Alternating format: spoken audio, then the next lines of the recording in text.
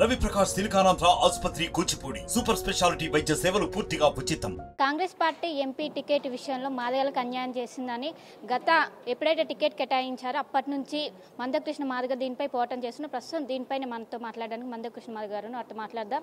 Sir, మీరు ఎప్పుడైతే ticket కేటాయింపు చేశారో అప్పటి నుంచి మీరు పోరాటం చేస్తున్నారు. దీనిపైనే కాంగ్రెస్ పార్టీ సీనియర్ నాయకుడు మోత్కుపల్లి నరసింహారావు కూడా అన్యాయం జరిగిందని అంటారు. ఈ వ్యాఖ్యలపై మీరేమంటారు?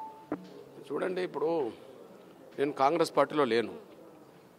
బయటున్నా ఎక్కడున్నా మా ప్రాతినిధ్యం మేము కోరుకుంటాం. మా ప్రాతినిధ్యం కోరుకున్నప్పుడు మా మీద కాంగ్రెస్లో ఉండబడే మా మాదిగ లీడర్లతోటే కొంత విమర్శలు పెట్టించే విధంగా రేవంత్ రెడ్డి గారు ప్రయత్నం చేశాడు. ఎందుకంటే మేము మొట్టమొదటి విమర్శ మాదిగలకు కాంగ్రెస్ పార్టీలో అన్యాయం జరుగుతుంది, సీట్ల కేటాయింపులో మాకు అన్యాయం చేస్తున్నారు అని చెప్పి మాట్లాడినప్పుడు మా సంపత్ కుమార్ను రేవంత్ రెడ్డి గారు ఇంటికి పిలిపించుకొని నా మీద స్టేట్మెంట్ ఇప్పించే ప్రయత్నం చేశారు. అయినా మరి ఇప్పుడు పరిష్కారం జరగనంత కాలము విమర్శలు పెట్టించినంత మాత్రాన, ఆరోపణలు చేసినంత మాత్రాన మాదిగ జాతి ఒప్పుకోదు కదా. ఇప్పుడు సరిగ్గా కాంగ్రెస్ పార్టీలో అత్యంత సీనియర్ నాయకుడు ఉండబడే మాజీ మంత్రివర్యులు మా జాతిలో ఆయన అంటే చాలా అభిమానం ఉంటుంది. ఆయన కూడా వాళ్ళు వచ్చి బయటకు వచ్చి చెప్పడం జరిగింది. అంటే అన్యాయం జరిగిందని ఆవేదన రోజు రోజు పెరుగుతుంది, బయటనే కాదు విత్ ది కాంగ్రెస్ పార్టీలో పెరుగుతుంది అనడానికి మా మోత్పల్లి నరసింహులు గారు మాట్లాడిన మాటలే సాక్ష్యం.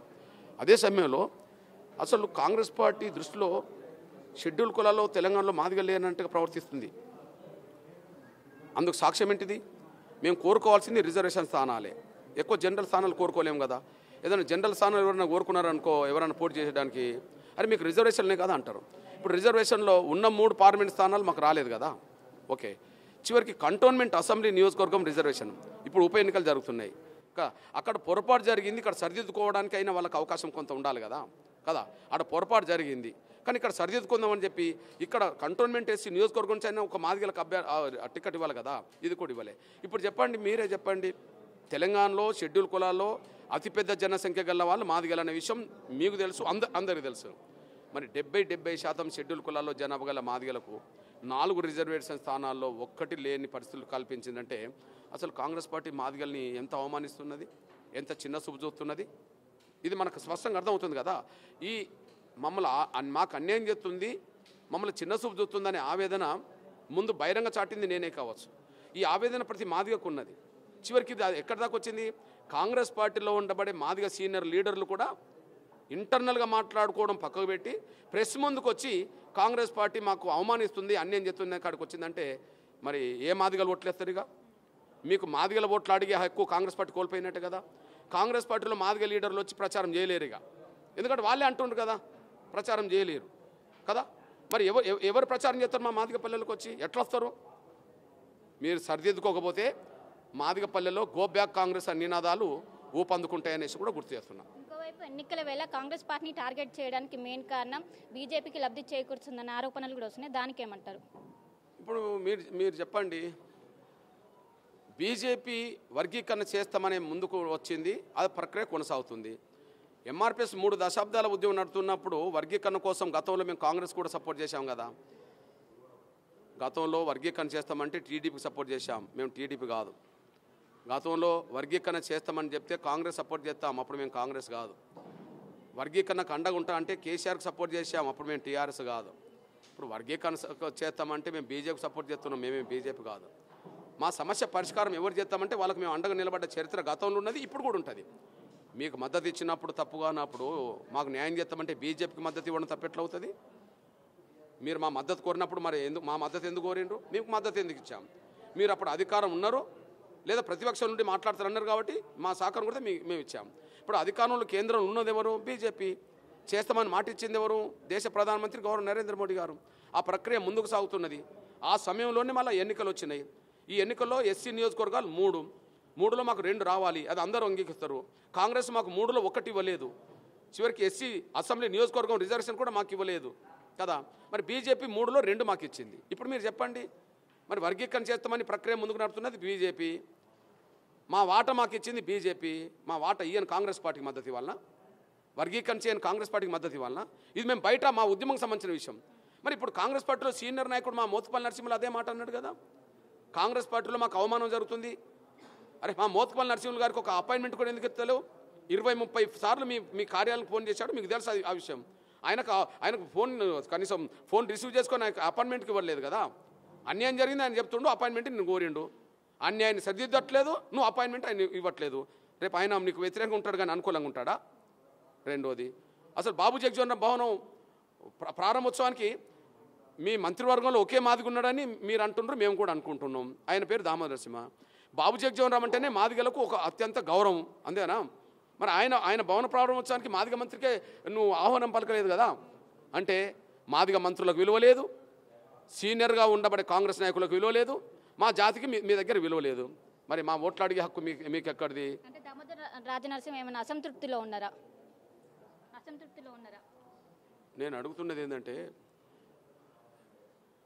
ఒక గౌరవ స్థానంలో ఉన్న వ్యక్తికి ఆ స్థాయి గౌరవం దక్కకపోతే గొప్పగా ఉంటారా, కొంత ఆవేదనతో ఉంటారా?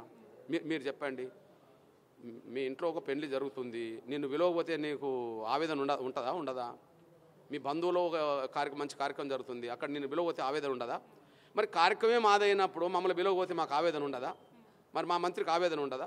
అసంతృప్తి ఉండదా? ఉంటుందని నేను అనుకుంటున్నా. నాకు అసంతృప్తి ఉన్నదని ఆయన చెప్పకపోవచ్చు, కానీ అసంతృప్తి ఉన్నదనేది హృదయం ఉంటుంది కదా. ఇప్పుడు కాంగ్రెస్లో మాదిగ లీడర్లు ఎవరు కూడా బహిరంగ వచ్చి మాలాగా మోత్పల్లి నరసింహలాగా మాట్లాడకపోవచ్చు, కానీ వాళ్ళకి అన్యాయం జరిగింది అనేది ఆవేదన వాళ్ళలో లేదా? అన్యాయానికి పరిష్కారం చూపెట్టాల్సిందే, లేకపోతే ఆవేదన పెరుగుతుంది. ఆవేదన పెరిగితే నష్టం ఎవరికి? కాంగ్రెస్కు. అంటే మాదిగలు ఎవరు ఓట్లేయరు, ఎట్లా ఓట్లేస్తారు? ఓట్లాడి కాకు నీకు ఎక్కడున్నది? ఖచ్చితంగా మేము బీజేపీకి వేస్తాం. ఏమని నేనే చెప్తున్నా కదా. మా వర్గీకరణ చేస్తున్నది బీజేపీ, మా సీట్లు పెంచుతున్నది బీజేపీ. మేము బీజేపీకి వేయకుండా, బీజేపీకి వేయమని చెప్పకుండా ఇంకెవరికి ఏమని చెప్పాలి? మీరు చెప్పారండి, మీరే చెప్పాలి. నా బిడ్డగా నువ్వే చెప్పాలి. ఇప్పుడైతే 3 ఎస్సీ రిజర్వేషన్ స్థానాల్లో ఎవరైతే కేటాయించారో టికెట్ వాళ్ళకే బీఫామ్స్ ఇస్తే మీ తదుపరి కార్యాచరణ ఏ విధంగా ఉంటుంది? ఎందుకంటే మీరు బీఫామ్ చేంజ్ చేస్తారనే ఆలోచనలో కూడా ఉన్నారు. మీకు నేనండి చేంజ్ చేయమని చెప్పి మా మోత్పల్లి నరసింహులు అన్నదాన్ని నేను సమర్థించిన.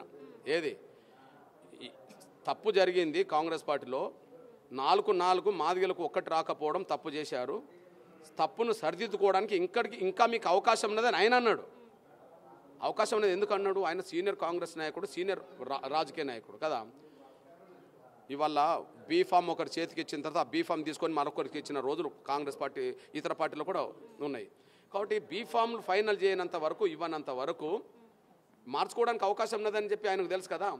కాబట్టిగానే ఇంకా నామినేషన్ ప్రక్రియ మొదలు కాలేదు కాబట్టి కదా, పార్టీ లీడర్లకు నామినేషన్ ప్రక్రియ మొదలైన తర్వాత కూడా బీఫామ్లు ఇస్తారు కదా, మొదలు కాలేదు కాబట్టి ఖచ్చితంగా బీఫామ్ పంపిణీ చేయకముందే మార్చుకోవడానికి అవకాశం ఉన్నదని చెప్పి ఈయన సమయం ఉన్నది సరిదిద్దుకోండి అని అన్నాడు. నేను దాన్ని సమర్థించాను. మరి నేను మా మోత్పల్లి నరసింహులు సమర్థించాలంటే 3-4 రోజుల టైం నేను కూడా ఇవ్వాల్సిందే కదా. కాబట్టి వాళ్ళు సరిదిద్దుకోకపోతే మా గో బ్యాక్ నినాదం 18-19 తర్వాత మా గో బ్యాక్ నినాదం గ్రామాల్లో అమలు జరుగుతుంది.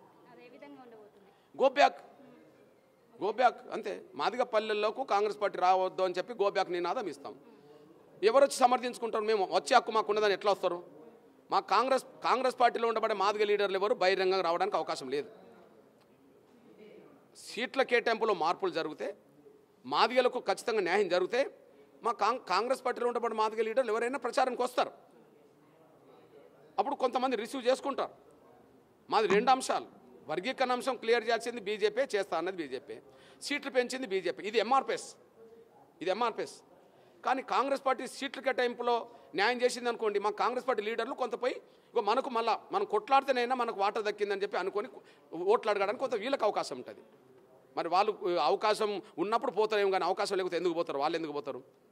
అతిపెద్ద జనమగల మాదిగల ఓట్లు ఖచ్చితంగా కాంగ్రెస్ పార్టీకి పడవు, ఖచ్చితంగా బీజేపీకే పడతాయి.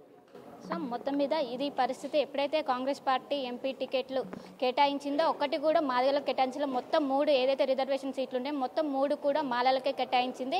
ఇంకా బీఫామ్స్ ఇవ్వడానికి టైం ఉంది. ఈలోగా అయినా వాళ్ళు డెసిషన్ చేంజ్ చేసుకుంటే మేము ఖచ్చితంగా కాంగ్రెస్ పార్టీకి సపోర్ట్ చేస్తాం. ఇన్ కేసు చేయకపోతే మేము ఖచ్చితంగా గో బ్యాక్ కాంగ్రెస్ అంటూ ఉధృతం చేస్తామని ఒకవైపు మందకృష్ణ మాదిగ అయితే చెప్తున్నారు. కెమెరా పర్సన్ గణేష్తో కలిసి శిల్ప, RTV, హైదరాబాద్. మరిన్ని వీడియోస్ కోసం ఛానల్ ని సబ్స్క్రైబ్ చేయండి, లేటెస్ట్ అప్డేట్స్ కోసం వాట్సాప్ ఛానల్ ని ఫాలో చేయండి అండ్ లింక్ డిస్క్రిప్షన్ లో ఉంది.